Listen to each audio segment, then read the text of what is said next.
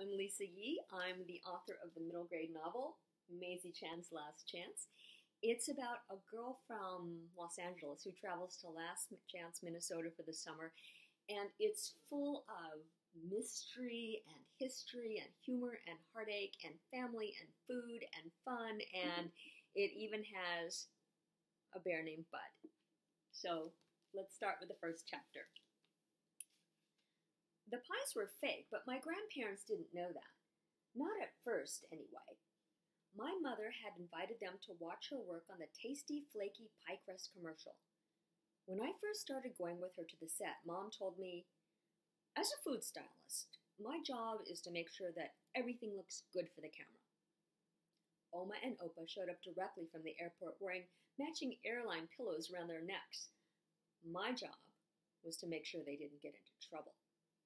My grandmother's luggage had barely touched the floor when she rushed over and in her excitement practically knocked me down. Oma's hug felt awkward, partly because of the airline pillow, but also because even though I was 8 years old at the time, it was the first time I'd ever met her in person. My best friend thinks it's weird that I don't know my grandparents that well. Her family is really close. It's complicated, I've tried explaining to Ginger. But the truth is, I don't understand it myself. My mom and I talk about almost everything, but when it comes to her relationship with her parents, that's a different story. On the set, Opa beamed brighter than the soundstage lights dangling overhead. "Maisie, you are so big," my grandfather kept repeating before he got distracted by the pretend kitchen with only one wall. That's when Oma pointed to a tight circle of people. "Shouldn't they be working?" she asked. "Why aren't they working?" Mom stood calmly in the middle while the director yelled, "Charlotte, I need practice pies now." "You'll get your pies," Mom said, motioning to the 24 pies lined up on folding tables. Some were fully baked. Others were ready for the oven, preparing for their close-ups. My grandparents watched in shocked silence as Mom's perfectly rounded scoops of mashed potatoes stood in for vanilla ice cream, since potatoes don't melt. Instead of milk, glasses were filled with glue because that looks better on camera. Oma and Opa are in the food business too. They own the Golden Palace. That's their Chinese restaurant in Last Chance, Minnesota.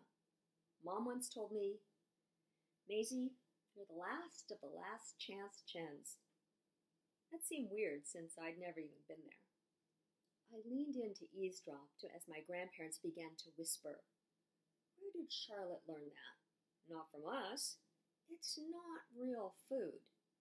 When my mom topped the pies with a can of shaving cream instead of whipped cream, Oma looked like she had just seen a zombie. It was all too much. My grandmother grabbed her suitcase with one hand and my grandfather with the other. "Come on, we're going home." "But we just got here," Opa protested. By now, he had noticed that the back of the oven was missing and there was a camera inside. Before he could say anything more, Oma kissed me on the top of the head. "We love you, Maisie. Come visit us." That was the last time I ever saw my grandparents. Until today.